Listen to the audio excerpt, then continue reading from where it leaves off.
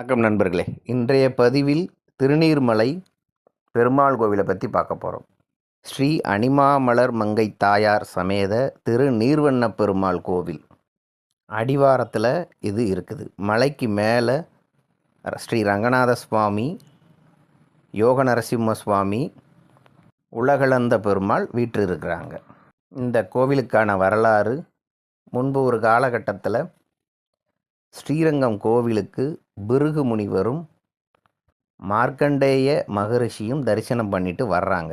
வர்ற வழியில் பெருமாளை மறுபடியும் சயன கோலத்தில் பார்க்கணுன்னு ஆசைப்படுறாங்க.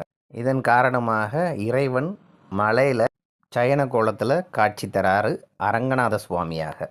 திருமங்கை ஆழ்வார் ஒரு முறை தரிசனம் பண்ண வந்தப்போ நீர் சூழ்ந்தது பெருமாளை. அந்த நேரத்தில் எதிர்த்தாப்பில் இருந்த மலையில் தங்கியிருந்தார்.